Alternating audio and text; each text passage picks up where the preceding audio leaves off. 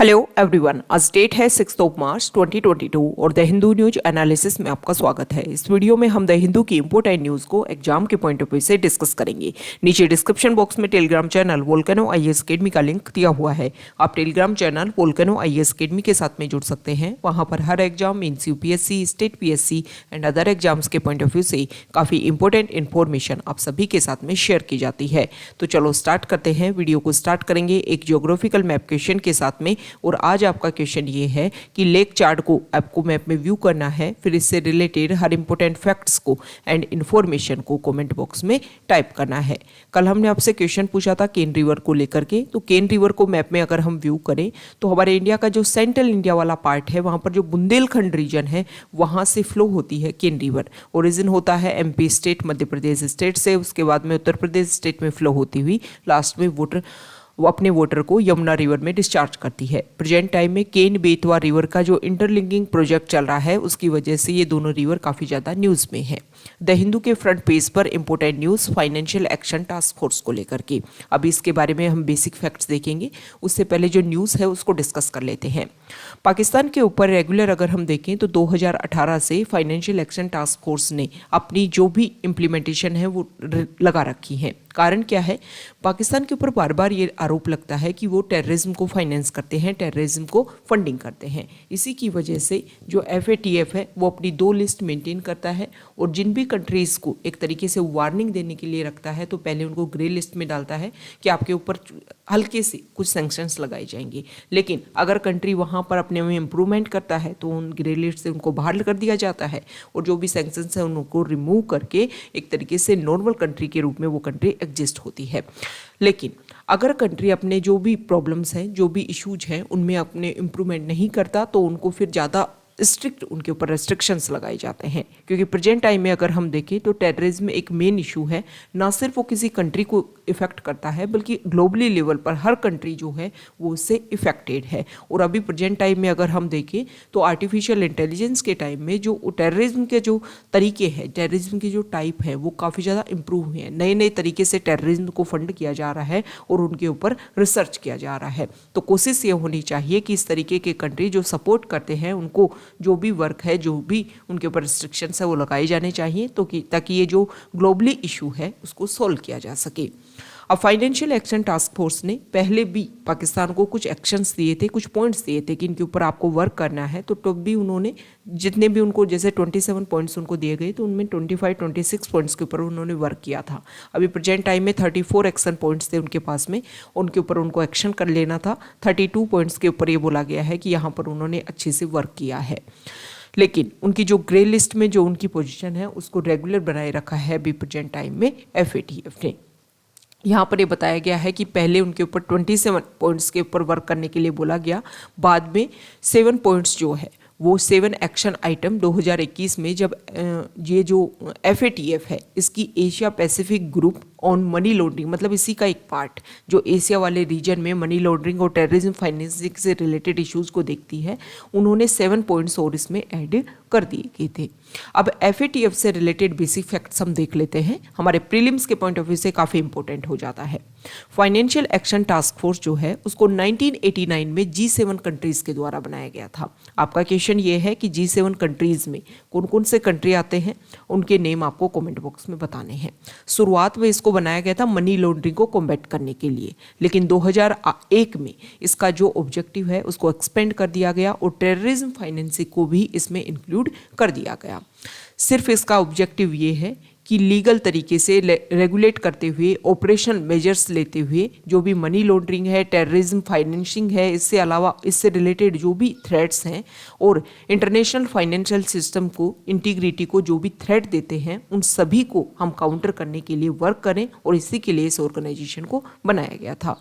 इसका जो हेडक्वार्टर है वो पेरिस फ्रांस में है। और प्रेजेंट टाइम में अभी हमने डिस्कस किया ना कि 2 उसके पास में लिस्ट है। ओके, ये जो लिस्ट है वो उन्होंने FATF ब्लैक लिस्ट और FATF ग्रे लिस्ट ये बनाई थी 2000 में। 2000 में उन्होंने इस तरीके की लिस्ट बनाई कि जो कंट्री उनके अकॉर्डिंग वर्क नहीं करेगा उनको इन लिस्ट में रखा जाएगा, उनके ऊपर कुछ रिस्ट्रिक्शंस लगाए जाएंगे और फिर उनको नॉर्मल तरीके से, अगर वो अच्छे से वर्क करते हैं, अपनी जो प्रॉब्लम्स हैं उनको सॉल्व करते हैं, तो फिर उनको नॉर्मल कंट्री के रूप में एग्जिस्ट करवाया जाएगा। नेक्स्ट इंपॉर्टेंट आर्टिकल है यहाँ पर ये जो रिलेटेड है, हमारी जो गवर्नमेंट है वो कोशिश करती है कि हमारा जो भी फ्लोरा एंड फोना है उसको हम सिक्योर कर सकें। इसके लिए जो एक्सपर्ट्स हैं वो अपने अपने लेवल पर कोशिश करते हैं। तो यहाँ पर कुछ टर्टल्स को हमारी गवर्नमेंट ने जीपीएस फिट किया, मतलब जो भी हमारे रिसर्चर्स हैं उन्होंने जीपीएस फिट किया कि उनकी पॉपुलेशन जो कम हो रही है, उनका जो भी सिस्टम है, उनकी लाइफ साइकिल है, उन सभी के बारे में स्टडी किया जा सके। तो इनके बारे में जब इनको वापस सुंदरबन वाले एरिया में छोड़ा गया तो ये बांग्लादेश वाले एरिया में, रीजन में पहुंच गए। वहाँ पर लोगों ने इनको पकड़ लिया और जब उनकी जो भी इनके ऊपर जीपीएस सिस्टम अटैच कर रखा था उसको रिमूव किया तो उन्होंने कन्वर्सेशन के थ्रू ये पता चला कि ये बांग्लादेश वाले एरिया में एंटर कर चुके हैं। तो इनको वापस अब भेजने की तैयारी है। लेकिन हमारे लिए इम्पोर्टेंट यहाँ पर ये हो जाता है कि IUCN की बात की गई है यहाँ पर कि IUCN ने इन कैटेगरीज को क्रिटिकली एंडेंजर्ड कैटेगरी में डाल दिया था। तो आपके लिए IUCN जो ऑर्गेनाइजेशन है वो इम्पोर्टेंट हो जाता है। ये तो जनरल अवेयरनेस की बात है कि एक टाइम में अगर हम देखें तो इनकी पॉपुलेशन काफ़ी ज़्यादा, नर्दर्न रिवन टेरपिन जो है उनकी पॉपुलेशन, जो एक फ्रेश वाटर टर्टल है, जो काफ़ी क्रिटिकल स्टेज में पहुंच गई थी 15 साल पहले। धीरे धीरे हमारे जो एक्सपर्ट्स हैं उन्होंने कोशिश की, उनकी जो पॉपुलेशन है उनको इंक्रीज करने की कोशिश की और 2008 के लगभग एक जॉइंट एक्सप्लोरेशन किया गया जिसमें swamp, mangroves and tidal creeks by the TSA and Sundarban tiger reserve located a cohort of 8 males, 3 females and 1 juvenile in a pond at the Sajnekhali interpretation centre. वहाँ पर इसका जो प्रोसीजर स्टार्ट हुआ कि इनकी पॉपुलेशन को इंक्रीज किया जाए। और 14 ईयर्स के बाद में अगर हम देखें तो इस स्पीसीज की जो कंजर्वेशन ब्रीडिंग है उसको, हालांकि जो IUCN जो है उसने क्रिटिकली एंडेंजर्ड इसको कैटेगराइज किया है, लेकिन यहाँ पर अगर हम सक्सेस के रूप में देखें तो इनकी जो स्पीसीज की जो संख्या है वो काफ़ी ज़्यादा इंक्रीज हुई है। ओके तो IUCN जो ऑर्गेनाइजेशन है उसका हेडक्वार्टर कहाँ है ये आपको कमेंट बॉक्स में बताना है, कब बना था और किस तरीके से वो अपना वर्क करता है। Next important article Russia Ukraine issue को लेकर के है। आप सभी को पता है कि रशिया ने यूक्रेन के ऊपर अटैक कर दिया। कारण आप सभी को पता है कि नाटो ऑर्गेनाइजेशन का एक्सपेंशन एक मेजर रीजन है। हालांकि और भी बहुत सारी एक्टिविटीज़ हैं जिनकी वजह से ये इशू क्रिएट हुआ है। तो यहाँ पर हमारे जो डिफेंस मिनिस्टर हैं उन्होंने ये बोला है कि इंडिया जो है वो कंसिस्टेंटली इस बात के ऊपर फोकस करता है कि हम टॉक्स और डिप्लोमेटिक एफर्ट्स के ऊपर वर्क करते हैं। हम बोलते हैं कि रशिया यूक्रेन जो वॉर हुआ है उसको रिजोल्व अगर हमें करना है तो डिप्लोमेटिक एफर्ट्स को हमें इम्प्लीमेंट करना होगा। और इंडिया जो है वो सिर्फ इंडिया और रशिया के जो रिलेशनशिप हैं उनको इस क्राइसिस के कॉन्टेक्स्ट में ही नहीं देखता है। हम बहुत सारी अपॉर्चुनिटी है उनके बेसिस पर भी इंडिया और रशिया के जो रिलेशंस हैं उनको व्यू करते हैं। ओके नेक्स्ट इंपॉर्टेंट आर्टिकल यहाँ पर IMF को लेकर के है। IMF ने एक वार्निंग दी है कि अगर रशिया यूक्रेन के बीच में ये वॉर जो है वो रेगुलर चलता रहा तो इसकी वजह से जो ग्लोबल इकोनॉमिक इम्पैक्ट्स हैं वो काफ़ी ज़्यादा सीरियस देखने को मिलेंगी। ओके हमारी जो भी इकोनॉमी है वो काफ़ी डिवास्टेटिंग हो जाएंगी, काफ़ी ज़्यादा डिग्रेड देखने को मिलेगी। और ऐसा नहीं है कि ये दोनों कंट्रीज इससे इफेक्ट होंगे, पूरे वर्ल्ड लेवल पर, ग्लोबली लेवल पर जो है इसका इफेक्ट देखने को मिलेगा। तो IMF से रिलेटेड बेसिक फैक्ट्स हम देख लेते हैं कि what is IMF।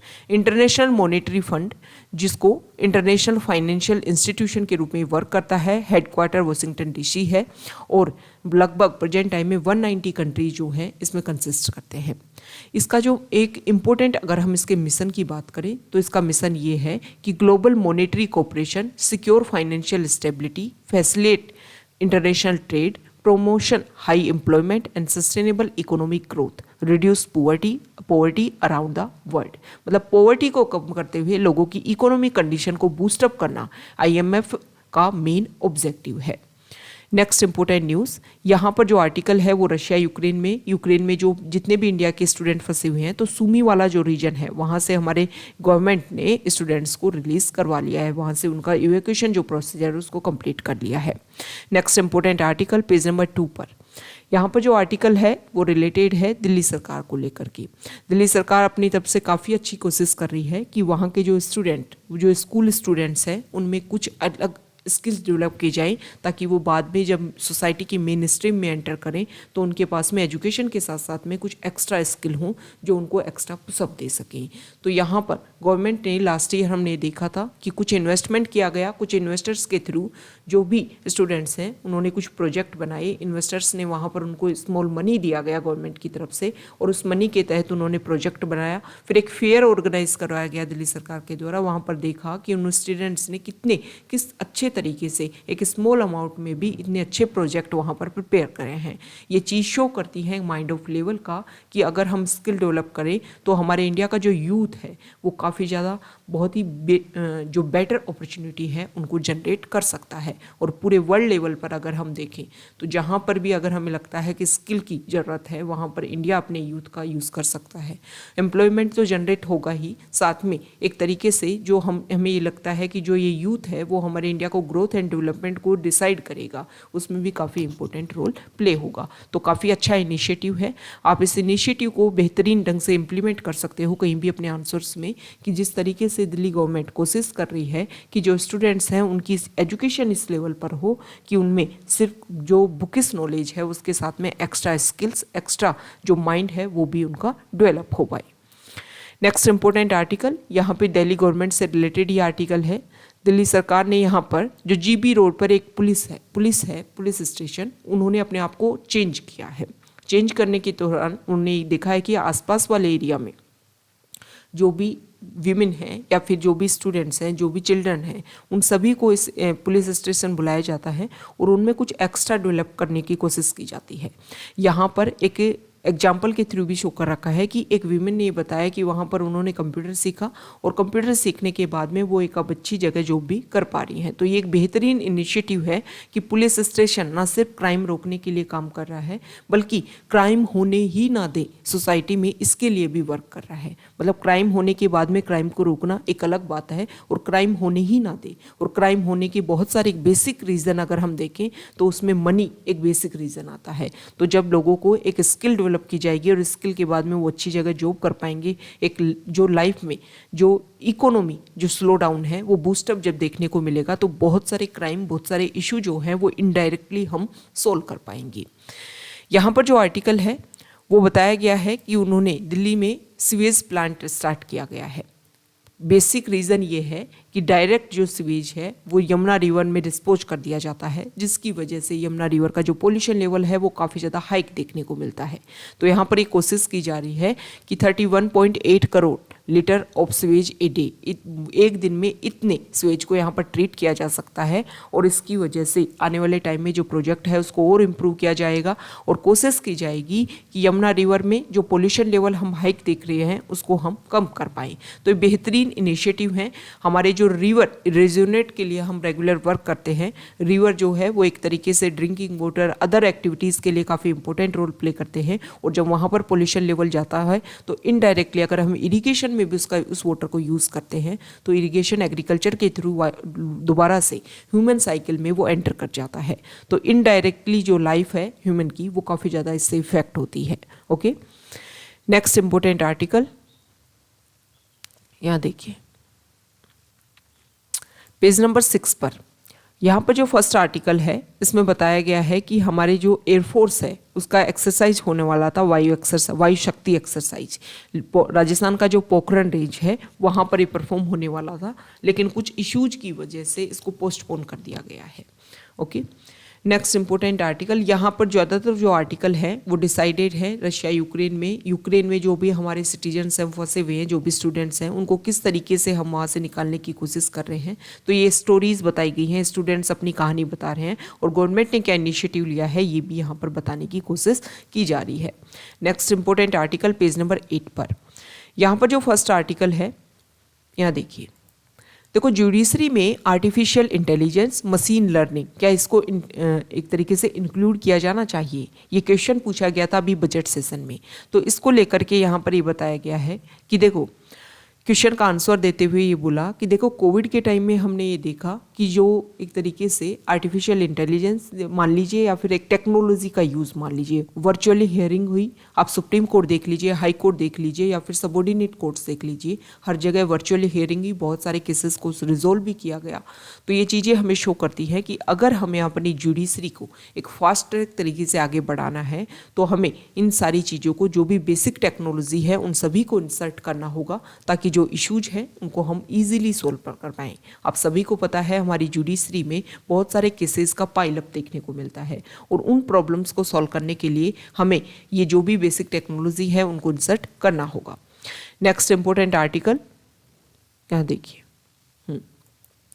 Milan exercise, जो नेवी की एक्सरसाइज है वो कंप्लीट हो गई है यहाँ पर विशाखापट्टनम में।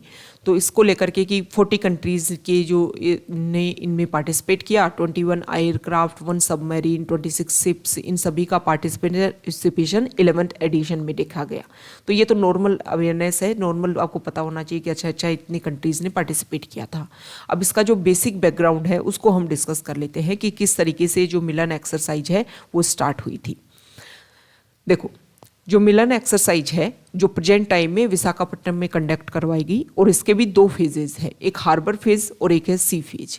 इंडिया जो है वो अपना 75th ईयर ऑफ इंडिपेंडेंस में एंटर कर चुका है और मिलन 22 जो है वो एक तरीके से कोशिश कर रहे हैं हम इसमें कि हमने हमारे जितने भी फ्रेंड्स हैं, हमारे जितने भी पार्टनर्स हैं जिन्होंने एक माइलस्टोन रोल प्ले किया है इंडिया के 75 ईयर ऑफ इंडिपेंडेंस को अचीव करने में, उन सभी को हमने इसमें अकुमुलेट किया है। इसका मेन ऑब्जेक्टिव इस एक्सरसाइज का सिर्फ ये है कि वर्ल्ड लेवल पर इंडिया जो है वो अपनी मैरीटाइम पावर को शो कर सके कि हम रिस्पॉन्सिबल है मैरीटाइम सिक्योरिटी के लिए। एम एक्सरसाइज का ये है कि जो हमारी स्किल्स हैं उनको ऑपरेशन करते रहें, इसके अलावा जो भी हमारे प्रोसीजर है, प्रैक्टिसेज हैं, उनको हम बेस्ट तरीके से इम्प्लीमेंट करते रहें। मैरीटाइम डोमेन में जो भी नई लर्निंग हम सीख सकें, हमारी जो फ्रेंडली नेवीज़ के बीच में जो भी प्रोफेशनल इंटरेक्शन हो सके, इसीलिए एक्सरसाइज कंडक्ट करवाई जाती है। सबसे पहले ये इंपॉर्टेंट फैक्ट है, बाइनियल मल्टीलेटरल नेवल एक्सरसाइज है, शुरुआत की गई थी 1995 में अंडमान एंड निकोबार कमांड के द्वारा और इंडियन नेवी ने 1995 में इसको स्टार्ट किया था। जब ये स्टार्ट हुआ था तो ओनली 4 कंट्रीज इसमें पार्टिसिपेट करते थे, इंडोनेशिया, सिंगापुर, श्रीलंका और थाईलैंड। 1995 का जो एडिशन था, the exercise has been transition leave and bounds in terms of numbers and participates and complexity of exercises. Time के साथ साथ में हर चीज़ जो है वो इंक्रीज होती रही।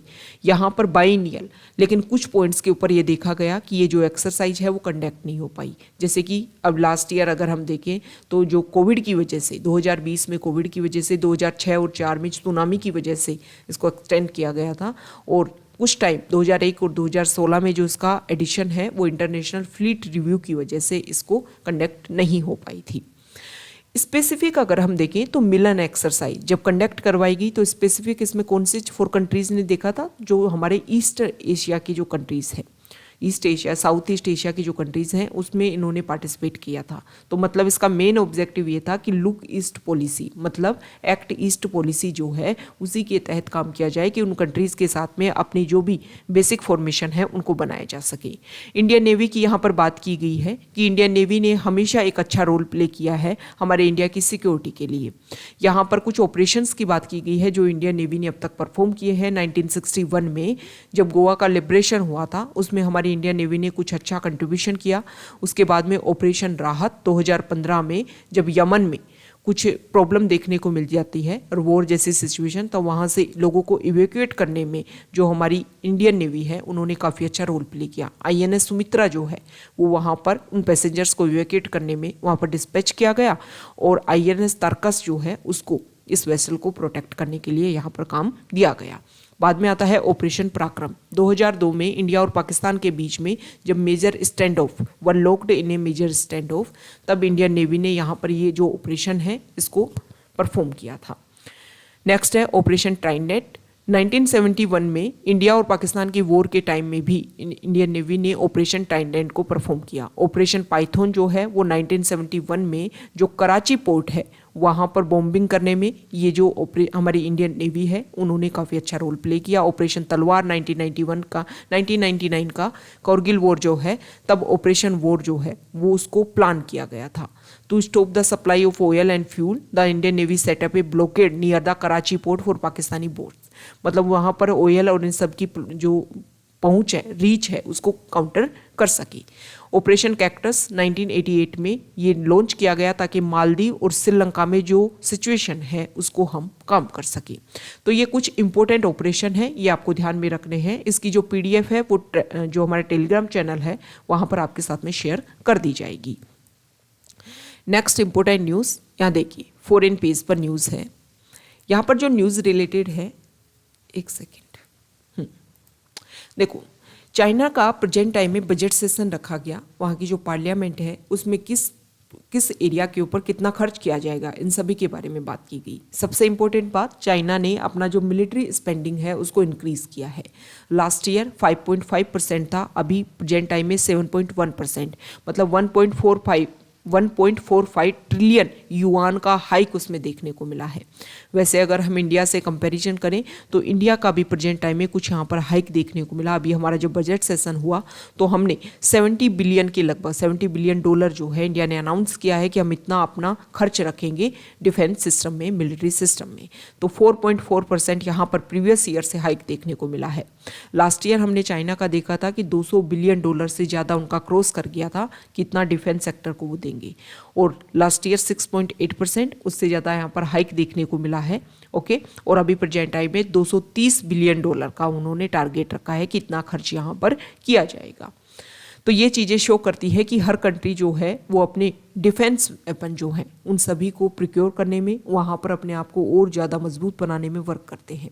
और इसका कारण भी है, अगर हम प्रेजेंट टाइम में बात करें तो रशिया के साथ में यूक्रेन का कभी कोई टाई अप हुआ था और उसमें ये बात बोली गई थी, जब यूक्रेन अपने आप में इंडिपेंडेंट हुआ था तो उसमें यूक्रेन, US और अदर कंट्रीज़ ने ये बोला कि आप NPT जो ट्रीटी है उसको साइन कीजिए और आपके पास में जो भी न्यूक्लियर वेपन्स हैं उनको इंक्रीज मत कीजिए। लेकिन अभी प्रेजेंट टाइम में हमने देखा कि एक तरीके से रशिया ने यूक्रेन को थ्रेट देने की कोशिश की है कि जो न्यूक्लियर वेपन्स हैं उनका भी यूज़ किया जा सकता है।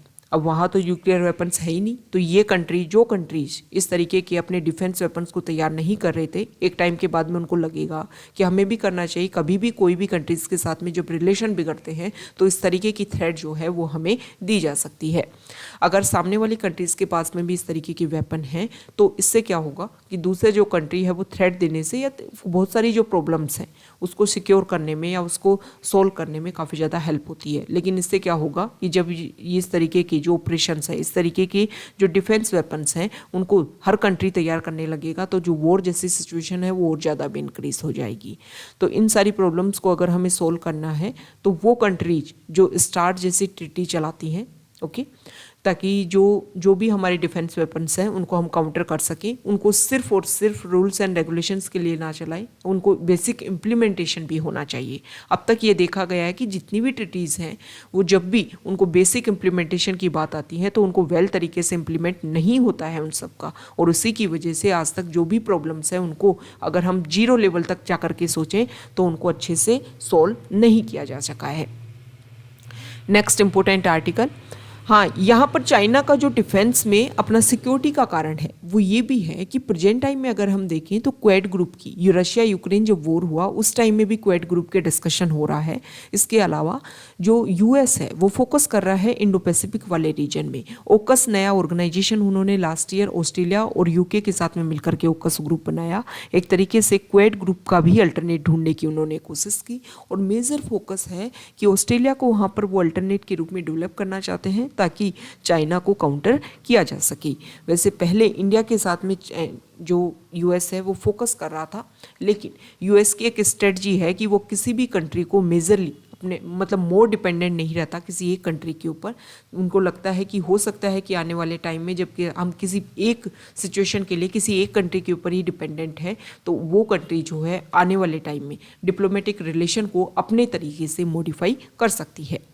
Next important article foreign page पर, यहाँ पर ये बताया गया है कि कोविड के जो वेरिएंट्स हैं उनको लेकर के मैप के थ्रू शो कर रखा है कि अल्फ़ा जो वेरिएंट है उसका कहाँ से ओरिजिन हुआ था, डेल्टा का इंडिया वाले रीजन से, जो बीटा और ओमिक्रॉन जो है वो साउथ अफ्रीका वाला जो रीजन है वहाँ से उनका ओरिजिन, गामा का जो है ब्राज़ील वाले रीजन से। तो यहाँ पर ये बताया गया है कि देखो ख़त्म नहीं हुआ है कोविड, सार्स कोविड 2 जो है वो पहले से, जब सार्स कोविड एक तरीके से सर्च हुआ था तो उससे काफ़ी ज़्यादा डिफरेंट है। यहाँ पर रेगुलर टाइम टू टाइम यहाँ पर नए वेरिएंट देखने को मिलेंगे, तो उसके अकॉर्डिंग जो भी रिस्ट्रिक्शंस हैं, जो भी सेफ्टी मेजर्स हैं, उन सभी को फॉलो करने की ज़रूरत है। Next important article FAQ page पर। आज संडे है और एडिटोरियल पेज नहीं आता, लेकिन कुछ न्यूज़ ऐसी जो काफ़ी ज़्यादा न्यूज़ में रही पूरे वीक में, उन सभी के बारे में यहाँ पर बताया जाता है। तीनों जो न्यूज़ हैं वो आपस में रिलेटेड है। रिलेटेड इस तरीके से हैं, रशिया ने यूक्रेन के ऊपर अटैक किया, बेसिक कोज है नाटो का एक्सपेंशन। एक न्यूज़ है नाटो के एक्सपेंशन को लेकर के। जैसे ही अटैक हुआ हमने ये देखा कि जो भी कमोडिटी मार्केट है वहाँ पर हाइक देखने को मिला, क्योंकि रशिया और यूक्रेन से बहुत सारी चीज़ें प्रोडक्शन होती हैं, उनका वो दूसरे कंट्रीज़ में एक्सपोर्ट करते हैं, उनके वहाँ पर रिस्ट्रिक्शंस देखने को मिलेंगे, तो बहुत सारी जो प्रोडक्ट्स हैं उनके प्राइजेस हाइक देखने को मिलेंगे।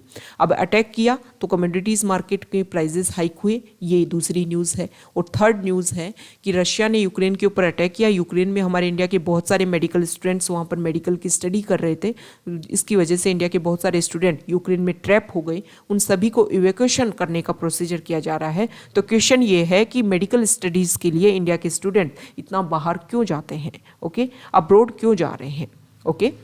तो सबसे पहले हम देखेंगे कि ये जो इशू है वो क्यों हुआ। तो यहाँ पर नाटो का ऑर्गेनाइजेशन की एक्सपेंशन के बारे में बता रखा है। सबसे पहले इस आर्टिकल की शुरुआत इस तरीके से की गई है कि देखो 4 अप्रैल 1949 को जो नाटो ऑर्गेनाइजेशन है वो एक सेल्फ डिक्लेयर्ड मिशन है। इसमें ये कोशिश की गई थी कि सोवियत यूनियन का जो एक्सपेंशन पॉलिसी है उसको हम क्या करें, काउंटर करें। इसके अलावा यूरोप में यूरोपियन जो कंट्रीज़ हैं उनको हम कोशिश करें कि नॉर्थ अमेरिका के साथ में मिल करके वो रशिया को, जो पहले USSR के नाम से जिसको हम जानते थे, इसका 1991 में जब डिसइंटीग्रेशन हुआ तो 15 कंट्रीज़ के रूप में वो एक तरीके से डिवाइडेड हो गया, तो उसको काउंटर करने के लिए ऑर्गेनाइजेशन बना, ओके। दूसरी तरफ वहाँ पर जो वॉर्सो पैक्ट है उन्होंने भी, मतलब जो रशिया है, USSR जो था, उन्होंने भी वहाँ की जो कंट्रीज़ हैं उनके साथ में मिलकर के वॉर्सो पैक्ट किया और जो नाटो ऑर्गेनाइजेशन है उसको काउंटर करने की कोशिश की। नाटो ऑर्गेनाइजेशन का जो आर्टिकल 5 है वो ये बोलता है कि अगर इस ऑर्गेनाइजेशन के किसी एक मेंबर के ऊपर अटैक होता है किसी दूसरी कंट्री के द्वारा, तो ये माना जाएगा कि कंप्लीट नाटो ऑर्गेनाइजेशन में है। मतलब एक तरीके से डिफेंस सिस्टम के रूप में नाटो ऑर्गेनाइजेशन को डेवलप किया गया था। अब यहाँ पर इशू क्या रहा कि पहले वॉर्सो पैक्ट में बहुत सारी कंट्रीज जो हैं वो शामिल होती है रशिया के साथ में, लेकिन टाइम टू टाइम उनके जो रिलेशंस हैं वो मेंटेन नहीं रह पाते हैं और वहाँ से वो अपने आप को एक तरीके से निकाल लेती हैं, मतलब वहाँ से अपने आप को पुल बैक कर लेती हैं। अब इसके बाद में जो नाटो ऑर्गेनाइजेशन है उसमें अगर हम देखें और वॉर्सो पैक्ट में अगर हम देखें तो जो जर्मनी है उसका जो वेस्ट पार्ट था वो नाटो ऑर्गेनाइजेशन का पार्ट बन गया और जो ईस्ट पार्ट था वो वॉर्सो पैक्ट का बन गया। लेकिन 1990s में आते आते जो ईस्ट पार्ट है वो वॉर्सो पैक्ट को छोड़ करके दोनों में एक तरीके से कम्युनिकेशन हो जाता है और दोबारा से इंटीग्रेशन हो जाता है जर्मनी का।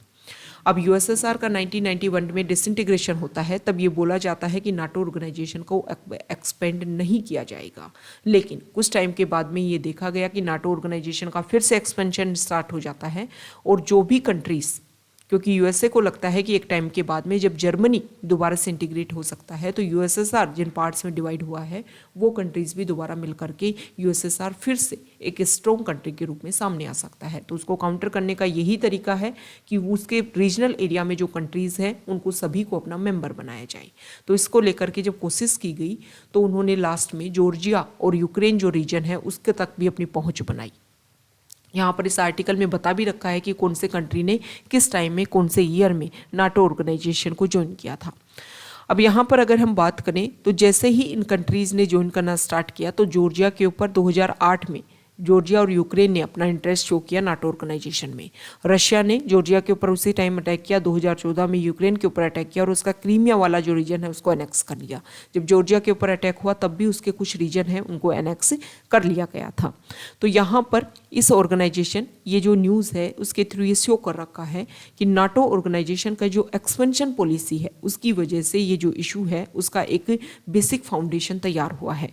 तो नाटो ऑर्गेनाइजेशन को जो भी अपनी एक्सपेंशन पॉलिसी पॉलिसी है उसको रिलीज़ करना होगा। और हमने ये देखा कि जो भी डिस्कशन हुआ, बहुत सारी कंट्रीज़ ने यहाँ पर मीडिएटर का रोल प्ले करने की कोशिश की इस इशू से पहले। तो हमने ये देखा कि रशिया बार बार अपने जो स्टेटमेंट है उनमें यही रख रहा था कि नाटो ऑर्गेनाइजेशन को लेकर के आप बेसिक कुछ ऐसी इंस्ट्रक्शंस दीजिए कि नाटो ऑर्गेनाइजेशन अपने आप को एक्सपेंड नहीं करेगा, तो ये जो इशू है वो यहीं पर सॉल्व हो सकता है।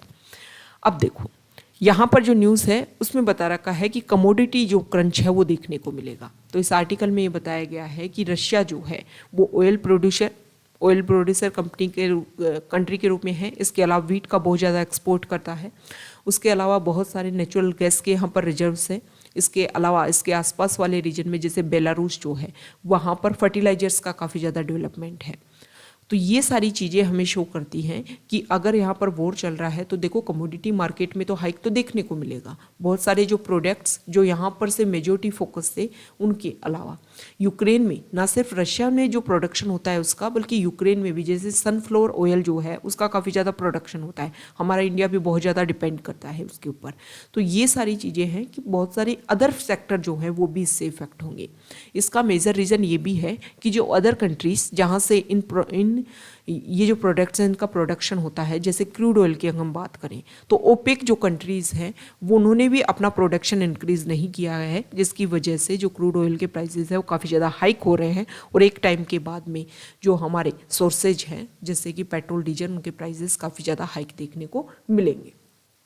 अब यहाँ पर इस आर्टिकल में ये भी बोला गया है कि ऐसा नहीं है कि इस वॉर की वजह से ही अचानक से यहाँ पर ये जो इंक्रीज़ देखने को मिला है, कोविड की वजह से जो इकोनॉमिक स्लो डाउन हुई थी उन सभी की वजह से भी ये जो इफेक्ट है उसका देखने को मिल रहा है। ये जो प्राइजेस हाइक देखने को मिल रही हैं जब से कोविड के बाद में जैसे ही इकोनॉमी को दोबारा ओपन करने का रास्ता खोला गया, वे जो है ओपन किया गया, तभी से ये देखा जा रहा है कि रेगुलर जो भी बेसिक प्राइजेस हैं हर प्रोडक्ट के वो काफ़ी ज़्यादा इंक्रीज़ हो रहे हैं। अब यहाँ पर आर्टिकल बात आ जाती है कि मेडिकल स्टूडेंट जो हैं वो अब्रॉड में स्टडी करने के लिए क्यों जाते हैं। इसका मेजर रीज़न ये है कि अगर हम नीट 2021 की मेडिकल सीट्स की भी अगर हम बात करें तो लगभग 88,000 गवर्नमेंट सीट्स हैं। उसके अलावा प्राइवेट सीट में है, कुछ सीट प्राइवेट मेडिकल कॉलेजेस में भी सीट हैं जिन सीट्स के ऊपर एक अफोर्डेबल प्राइजेस में एंट्री हो जाती है। लेकिन यहाँ पर अगर हम नीट के फॉर्म की बात करें तो लगभग 16 लाख फॉर्म जो हैं वो फिल किए जाते हैं। तो बचे हुए जो स्टूडेंट्स हैं, और इंडिया में अगर किसी प्राइवेट सीट के ऊपर अगर आप MBBS की डिग्री कंप्लीट करते हो तो उसका लगभग 1 से 1.5 करोड़ के बीच में जो है उसका प्राइस बैठता है। और अगर यही डिग्री आप फॉरेन कंट्रीज से करते हैं तो लगभग 30 to 35 लाख में आपकी डिग्री कंप्लीट हो जाती है। हालांकि एक प्रॉब्लम है कि वहाँ पर फॉरेन से डिग्री करने के बाद में आपको इंडियन मेडिकल एसोसिएशन का जो एग्ज़ाम है वो क्लियर करना होता है। लेकिन जिस तरीके से ये जो मेडिकल प्रोफेशन की तरफ लोगों का इन्फ्लुएंस पड़ा है, इसका मेजर रीजन जो डॉक्टर्स की जो इनकम है उसके ऊपर भी फोकस अगर हम देखें तो अगर बेसिक लेवल पर देखें तो वो मेजर रीज़न यही है कि स्टूडेंट्स की अवेयरनेस जो है वो एक तरीके से जॉब के साथ में जो इनकम का जो प्रोफेशन है उससे लगता है, और उसी की वजह से ये जो मेडिकल डिग्री की तरफ जो एक झुकाव है, इन्फ्लुएंस है, वो ज़्यादा इंक्रीज़ हुआ है।